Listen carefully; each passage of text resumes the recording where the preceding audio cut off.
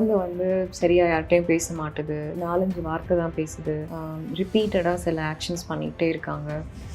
And lights, certain lights and நாய்ஸ்க்கு ரொம்ப டிஸ்டர்ப்டாக இருக்காங்க. ரொம்ப கஷ்டமாக இருக்குது குழந்தைய ஹேண்டில் பண்ணுறது. அசஸ்மெண்ட்க்கு அப்புறம் ADHD and virtual autism diagnose பண்ணுறாங்க. கேட்கும் போது அவ்வளோ கஷ்டமாக இருக்குது. காதில் ஆயில் ஊற்றுறது, கண்ணில் ஆயில் ஊற்றுறது, மூக்கில் எதையாவது ஊற்றுறது, அது மாதிரி ப்ராக்டிசஸ் பண்ணக்கூடாது. குழந்தைய தலைக்கீழே பிடிச்சி அடிக்கிறது. எங்க பானைக்கு சுண்ணாம்பு அடிக்கிற மாதிரி குழந்தைக்கு பவுடர் அடிக்கிறதெல்லாம் கரெக்டு தானே? இங்கே இந்த உச்சிக்குழியில் வந்து நம்ம டால்கம் பவுடர் வைக்கிறது. ஆக்சுவலி நான் ஒரு பேபி பார்த்தேன், டால்கம் பவுடர் வச்சு அந்த இடத்துல முடியே வளரலை. மண்டையை உருட்டி விட்டால் தான் உருளும்னா அப்போ வெஸ்டர்ன் கண்ட்ரியில் இருக்கிறவங்க மண்டைலாம் எப்படி உருண்டையாக இருக்குது அப்படி தானே. ஸோ அது தலை ஆட்டோமேட்டிக்காக அதுவே ஷேப்பில் வந்துடும். நீங்கள் உருட்டி நீங்கள் என்ன தான் இழுத்தாலும் சப்ப மூக்கு தானே. எனக்கெலாம் கூட எங்கள் அம்மா இழுத்தெல்லாம் விட்டுருக்காங்க. என் மூக்கு வேறு மாதிரி தான் இருக்குது, அப்படி ஷார்ப்பாலாம் இல்லை. அடின்னு அடித்து அந்த சுடு தண்ணியில் போட்டு முக்கி எடுத்து குழந்தைய வந்து டைட்டாக கட்டினியா தூங்க தான் செய்வாங்க. வேறு வழி கிடையாது. ஏன்னா அந்த குழந்தைய அந்த ஒரு ½ அன் ஹவரில் அவ்வளோ அழ வச்சுருப்பாங்க. அந்த குழந்தை வேறு ஆப்ஷன் இல்லை, இனி முழிச்சிட்டு இருந்தால் ஏதாவது பண்ணிவிடுவாங்கன்னு அது தூங்கிடும். இப்போ எங்களுக்கு ஒரு 4-5 டிப்ஸ் அது மாதிரி சொல்லுங்கள். ஒரு குழந்தை வந்துருச்சு, நீ கையில் வாங்கிட்ட, ஸ்ட்ரிக்டாக அந்த குழந்தைகிட்ட நீ இதைத்தான் பண்ணணும், இதெல்லாம் பண்ணவே கூடாது அப்படின்னு எதை சொல்லுங்கள்?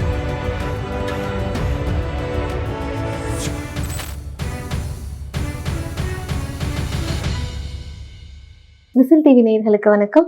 நான் உங்கள் தீபிகா நடராஜன். இன்னைக்கு நம்ம கூட லாக்டேஷன் கன்சல்டன்ட் டாக்டர் டீனா அபிஷேக் அவர்கள் இணைஞ்சிருக்காங்க. இந்த துறையில 12 வருஷத்துக்கு மேல அனுபவம் வாய்ந்தவங்க.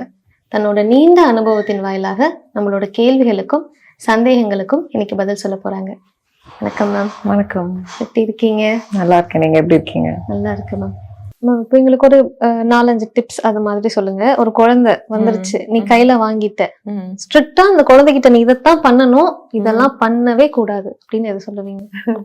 நான் இப்போ இருக்கிற ஜெனரேஷன் ஆக்சுவலி என்ன சொல்லுவேன்னா, தயவு செஞ்சு மொபைல் ஃபோன்ஸ் காமிக்காதீங்க. ஏன்னா வந்து ஒரே ஒரு அட்வைஸ் ஒரு டிப் நீங்கள் கொடுக்கணும்னு சொன்னீங்கன்னா இதான் சொல்லுவேன். ஸோ ஸ்க்ரீன் டைம் பிலோ 2 இயர்ஸில் நீங்கள் கொடுக்கணும் அப்படின்னா, மேபி உங்கள் அம்மா அப்பா வேறு கண்ட்ரியில் இருக்காங்க, வேறு ஊரில் இருக்காங்க, அவங்கக்கிட்ட பேசுகிறதுக்கு வீடியோ காலில் நீங்கள் காமிக்கலாம். எப்போவுமே கம்யூனிகேஷன் வந்து 2-வே கம்யூனிகேஷனாக இருக்கணும். இது வந்து first thing. So virtual autism இது வந்து ஒரு மெடிக்கல் டயக்னோசிஸ் கிடையாது. பட் இப்போது ரீசெண்டாக நான் உங்ககிட்ட சொல்கிறேன், நிறைய நியூபார்ன் ஹேண்டில் பண்ணுவேன். இந்த நியூபார்ன் பேபிஸ் வந்து பார்த்துட்டு அவங்க ரொம்ப க்யூட்டாக இருப்பாங்க. அது டெய்லி வந்து நீங்கள் ஒரு 4-5 நியூபார்ன் பார்க்குற ஒரு ப்ரொஃபஷனில் இருப்பீங்க. ஸோ அந்த பேபி பார்க்கும்போது அவங்க பேரண்ட்ஸும் நம்மளோட கனெக்ட் ஆவாங்க. ஸோ அவங்க 2-3 இயர்ஸ்க்கு அப்புறமா குழந்தை வீன் ஆஃப் பண்ணுறதுக்கு என்ன பண்ணணும்னு சொல்லிட்டு திருப்பியும் வருவாங்க. ஸோ அதே பேரண்ட்ஸ், மேம் குழந்தை வந்து சரியாக யார்கிட்டையும் பேச மாட்டுது, 4-5 வார்த்தை தான் பேசுது, ரிப்பீட்டடாக சில ஆக்ஷன்ஸ் பண்ணிகிட்டே இருக்காங்க. And lights, certain lights and நாய்ஸ்க்கு ரொம்ப டிஸ்டர்ப்டாக இருக்காங்க. ரொம்ப கஷ்டமாக இருக்குது குழந்தைய ஹேண்டில் பண்ணுறதுக்கு. ஸோ பீடியாட்ரிஷியன் போய் பார்க்கும்போது டெவலப்மெண்டல் பீடியாட்ரிஷியன் பார்க்க சொன்னாங்க. அசஸ்மெண்ட்க்கு அப்புறம் ADHD and virtual autism diagnose பண்ணுறாங்க. கேட்கும் போது அவ்வளோ கஷ்டமாக இருக்குது. சரி, நம்ம பார்த்த குழந்தை, அந்த குழந்தைய பேரண்ட்ஸோட கனெக்ட் பண்ணியிருப்போம். ஸோ ஒருத்தர் 2 பேரில் ரொம்ப ஃப்ரீக்வெண்ட்டாக இப்போது லாஸ்ட் மந்தில் மட்டும் நான் அவ்வளோ பேர் பார்க்குறேன். ஸ்க்ரீன் டைம் எவ்வளோ கொடுத்தீங்கன்னு கேட்டால் 4-5 ஹவர்ஸ் 6 ஹவர்ஸ். சில பேருக்குலாம் தெரியல அவங்க எவ்வளோ ஹவர்ஸ் கொடுத்தாங்கன்னு. ஸோ ஹெல்ப் இல்லை, வேறு ஆப்ஷன் கிடையாது. ஹெல்ப் இல்லைன்னாங்கிறதுக்காக அமைதியாக இருக்கணும். நம்ம அமைதியாக ஒரு இடத்துல இப்போ நம்ம சோஃபாவில் உட்காந்து யாரும் டிஸ்டர்ப் பண்ணலன்னா நமக்கு ரொம்ப பிடிக்கும். அமைதியாக நம்ம பாட்டை உட்காந்துருப்போம், ஏதாவது ஃபோனில் பார்ப்போம், இல்லை டிவி பார்ப்போம், இல்லை ஏதோ படிப்போம், தூங்குவோம், ஏதோ ஒன்று பண்ணுவோம். பட் குழந்தைங்க அப்படி இருக்கவே மாட்டாங்க. அவங்க வந்து அவங்களுக்கு எக்ஸ்ப்ளோர் பண்ணணும், எல்லாத்தையும் டச் பண்ணணும், ரொம்ப எக்ஸைட் ஆவாங்க. புதுசாக ஏதாவது ஒரு இடம் பார்த்தாங்கன்னா அவங்களே ஜம்ப் பண்ணுறது, சிரிக்கிறது, அதெல்லாம் பண்ணுவாங்க. இது எல்லாத்தையும் அவங்கள பண்ண விடாமல் போய் எதையாவது எடுத்துக்கிட்டே இருக்கான், இவனை போட்டு என்ன பார்த்துக்கிறதுக்கு எனக்கு எனர்ஜியே இல்லைன்னு சொல்லிட்டு அகைன் எங்கள் மதர்ஸை ப்ளேம் பண்ணக்கூடாது. ஸோ மதர்ஸை மட்டும் எப்போவுமே ப்ளேம் பண்ணிட்டே இருக்கக்கூடாது. ஃபேமிலியாக நம்மளால் என்ன பண்ண முடியும்? ஒரு குழந்தைய வந்து எடுத்துகிட்டு வரோன்னா வேர்ல்டுக்கு அதுக்கு நம்ம தான் 100% responsibility. Husband and wife, so 2 பேரால். ஹஸ்பண்ட் ஒர்க் பண்ணுறாங்கன்னா அவங்க அந்த டைமில் குழந்தைய எப்படி பார்த்துக்கலான்றத வந்து டிசைட் பண்ணணும். ஸோ அதை பண்ணாமே வந்து நம்ம பாட்டுக்கு என்ன வேணால் பண்ணிக்கலான்றது, இன்னொரு லைஃப்பை வந்து ரிஸ்க் பண்ணக்கூடாது. ஸோ இங்கே ஆட்டிசம் நிறைய வர்ச்சுவல் ஆட்டிசம் வருது, ஏடிஹெச்டி வர்றதுக்கு நம்மளே ஒரு ரீசன் ஆகிடக்கூடாது. ஸோ கண்டிப்பாக இங்கே கிராண்ட் பேரண்ட்ஸ் வந்து ரொம்ப கஷ்டம் ஆக்சுவலி மேனேஜ் பண்ணுறது. ஏன்னா நம்ம அகேன் ஏஷியாவில் இருக்கோம், ஏஷியன் கான்டினென்ட்டில் இருக்கோம்.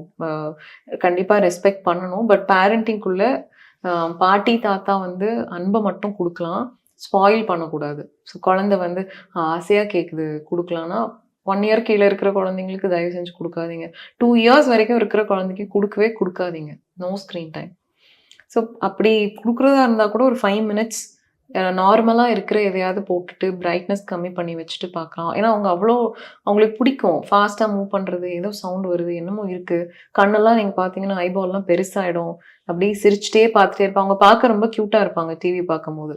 பட் அது அவங்களுக்கு நம்ம யாரையும் வந்து நம்ம யாருமே அந்த குழந்தைங்கள ஸ்பாயில் பண்ணோன்னு காமிக்கிறது இல்லை. இதனால இது ஆகுது நமக்கு தெரியாதனால தான் நம்ம பண்ணுறோம். So first thing, no screen time under 2 years babies. Second வந்து பிரெஸ்ட் ஃபீடிங்கில் ஏதாவது இஷ்யூஸ் இருக்குது அப்படின்னா ஹெல்ப் எடுங்க. ஸோ இங்கே வந்து என்னென்னா நிறைய டைமில் 80% ஆஃப் விமன் ஒர்க் பண்ணுறதில்ல. ஓகே, அதனால் அவங்கக்கிட்ட காசு இருக்கிறது இல்லை. ஸோ அவங்களால ஓன் டெசிஷன்ஸ் எடுக்க முடியறதில்ல. ஸோ நேற்று கூட ஒரு மதர் எனக்கு கேட்கும் போது கஷ்டமாக இருக்கும். இந்த மாதிரி ஃபைனான்ஷியலி இண்டிபெண்ட்டாக இல்லாத விமன் அப்பாயின்மெண்ட் எடுக்கும்போது ஏன் இவங்கெல்லாம் இப்படி இருக்காங்க அப்படி தோணும். ரொம்ப கஷ்டப்பட்டு அப்பாயின்மெண்ட்க்கு வந்து ஹஸ்பண்ட் கிட்ட ஃபைட் பண்ணி காசு வாங்கி அப்பாயின்மெண்ட் எடுத்துக்கிட்டேன் மேம் அப்படின்னு சொன்னாங்க. ஸோ இப்போ ஒரு பம்ப் வாங்கணும், அவங்களுக்கு வந்து தைராய்டு இஷ்யூஸ் இருக்குது, கண்ட்ரோலில் இல்லை, நான் செக் பண்ணணும்னு நான் சொல்கிறேன். ஸோ தைராய்டு வந்து லேபில் போய் செக் பண்ணணும்னா அகேன் காசு வேணும். இப்போ அகேன் போயிட்டு ஹஸ்பண்ட் கிட்ட தான் கேட்கணும். ஸோ உங்களோட எக்ஸ்பென்சஸை பார்த்துக்கிறதுக்காக ஏதாவது ஒரு சின்னதாக பிஸ்னஸோ ஏதோ ஒன்று பண்ணுங்க. அது ரொம்ப ரொம்ப ரொம்ப இம்பார்ட்டன்ட். ஹெல்ப் எடுத்துக்கிறதுக்கு நீங்கள் போயிட்டு யார்கிட்டையாவது ஹெல்ப் எடுத்துக்கிற மாதிரி இருக்காமல் பார்ட்னர் சப்போர்ட்டிவாக இருக்கிறது ரொம்ப முக்கியம். பார்ட்னர்ஸ் அண்டர்ஸ்டாண்ட் பண்ணிக்கிறது ரொம்ப முக்கியம். பட் அந்த ஹெல்ப்பை வந்து எடுக்கிறது கூட அந்த மதரால் முடியலன்னா அவங்க எவ்வளோ டிப்ரெஷனுக்குள்ளே போவாங்க. ஸோ அது ஒரு விஷயம். அண்ட் தேர்ட்லி, யாராவது ஒருத்தவங்க உங்களை ஜட்ஜ் பண்ணுறாங்க, அது உங்கள் அம்மாவாகவே இருக்கட்டும், ஆர் உங்கள் இன்லாஸ், ஆர் உங்களோட க்ளோஸ் ஃப்ரெண்ட்ஸ். என் ஃப்ரெண்டு வந்து இப்போ தான் டெலிவரி பண்ணா, அவளுக்கு எந்த பிரச்சனையும் இல்லை, எனக்கு இவ்வளோ பிரச்சனை இருக்குது. சரி, எல்லாரோட லைஃப்பும் ஒரே மாதிரி இருக்கிறது இல்லை. ஸோ வெளியே எல்லாரும் எனக்கு பிரச்சனை இருக்குன்னு சொல்லவும் மாட்டாங்க. என் குழந்தை நல்லா தான் ஃபீல் எடுத்துக்குது, ஏன் உன் குழந்தை எடுத்துக்க மாட்டுதா அப்படின்னு சொல்லி தான் கேட்பாங்க. ஸோ ஒருத்தரோட லைஃப்பை இன்னொருத்தரோட லைஃபோட கம்பேர் பண்ணக்கூடாது. ஸோ உங்களோட ஜேர்னி டிஃப்ரெண்ட்.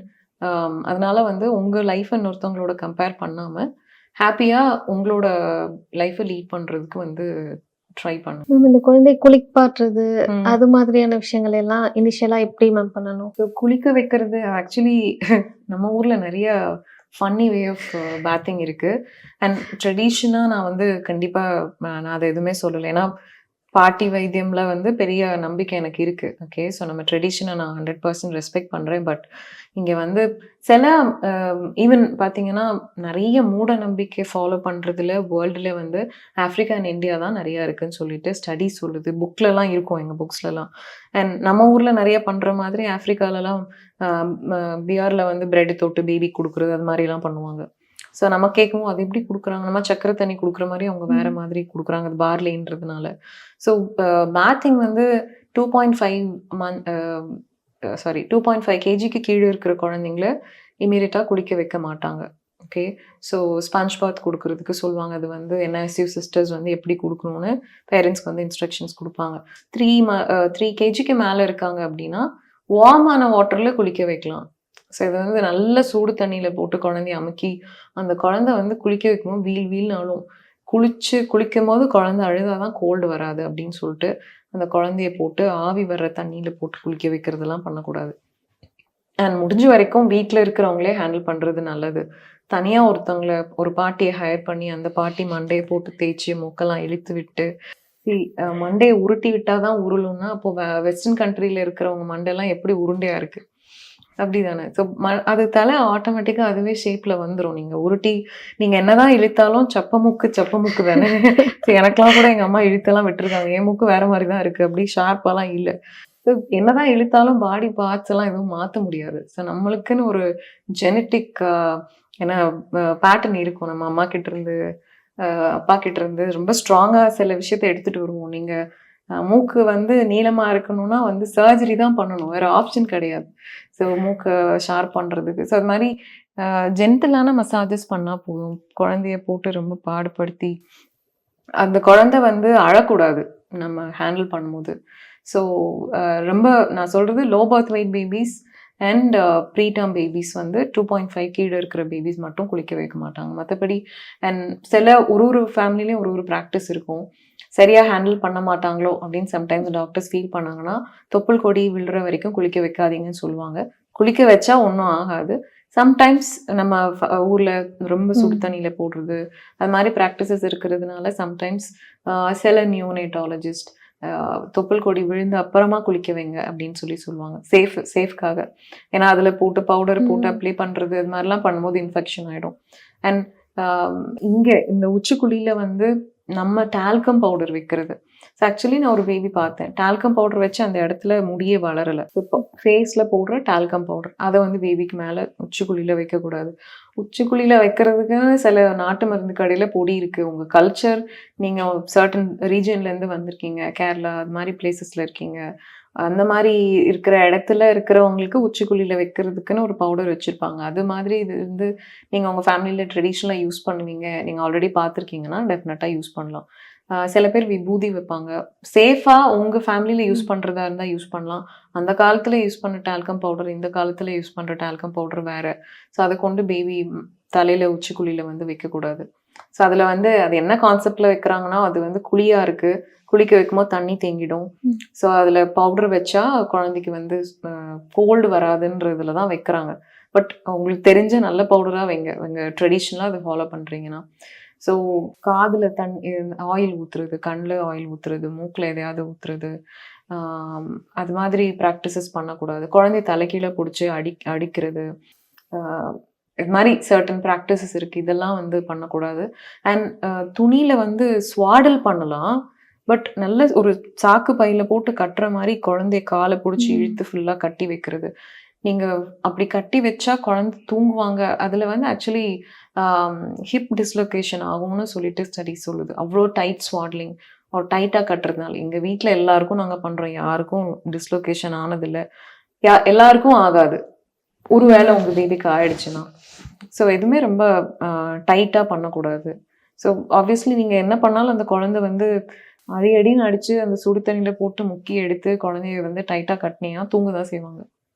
வேற வழி கிடையாது. ஏன்னா அவ்வளோ ஸ்ட்ரெஸ் ஹார்மோன்ஸ் அந்த பாடியில் இருந்திருக்கும். அப்பாடா நம்ம எப்படி இருக்கும், ஒரு கஷ்டமான டே பயங்கரமா அழுதோன்னா நம்ம கொஞ்சம் நேரம் ரெஸ்ட் எடுக்கும் போது நம்மளே தெரியாம தூங்குவோம்ல. அதே மாதிரி அந்த குழந்தைய அந்த ஒரு 1/2 hour அவ்வளோ அழ வச்சிருப்பாங்க. ஸோ அந்த குழந்தை வேற ஆப்ஷன் இல்லை, இனி முழிச்சிட்டு இருந்தா ஏதாவது பண்ணிடுவாங்கன்னு அது தூங்கிடும். ஸோ இதெல்லாம் கண்டிப்பா பண்ணக்கூடாது. இந்த பொங்க பானைக்கு சுண்ணாம்பு அடிக்கிற மாதிரி குழந்தைக்கு பவுடர் அடிக்கிறதெல்லாம் கரெக்டு தானே? பவுடர் வந்து அது சில ஃபேமிலியில் ரொம்ப ட்ரெடிஷ்னலாக பண்ணுவாங்க. ட்ரெடிஷ்னல் ப்ராக்டிசஸை வந்து நம்ம டச் பண்ண முடியாது. எல்லா கண்ட்ரிலையும் இருக்கும் அது, அவங்களோட ரூட்ஸ். அது எங்கள் ஃபேமிலியில் நாங்கள் இப்படி தான் பண்ணுவோம் அப்படின்னு வச்சுருப்பாங்க. அது அவங்களோட வேல்யூ சிஸ்டம். அதை வந்து பண்ண முடியாது, எதுவுமே சொல்ல முடியாது. பட் கேர்ஃபுல்லாக அதை வந்து பண்ணுறது நல்லது. ஃபுல்லாக கண்ணில் நான் பார்த்துருக்கேன், பவுடர் கண்ணில் போய் கண்ணு ரெட்னஸ் ஆகிலாம் பேபிஸ் பார்த்துருக்கேன். கொஞ்சம் கேர்ஃபுல்லாக பண்ணுங்கள், கண்ணில் படாத மாதிரி, வாய்க்குள்ளே போகாத மாதிரி, மூக்கில் போகாத மாதிரி. என்னதான் வந்து குட்டி குட்டி பீட்ஸ் இருக்கிறத போடாதீங்க கழுத்தில், சின்ன குழந்தைங்களுக்கு போடாதீங்கன்னு சொன்னாலும் நான் ஹாஸ்பிட்டலில் ஓபியில் பார்க்குற எல்லா பேபிஸும் போட்டிருப்பாங்க. ஸோ அது ட்ரெடிஷன், அதை மாற்ற முடியாது. ஸோ முடிஞ்ச வரைக்கும் பேபி டிஸ்டர்ப் ஆகாத மாதிரி உங்களோட ட்ரெடிஷ்னல் ப்ராக்டிசஸை ஃபாலோ பண்ணும். நிறைய பயனுள்ள தகவல்களை ரொம்ப இன்ட்ரெஸ்டிங்காக எங்களோட ஷேர் பண்ணிக்கிட்டீங்க. உங்கள் நேரத்துக்கு ரொம்ப நன்றி. தேங்க்யூ.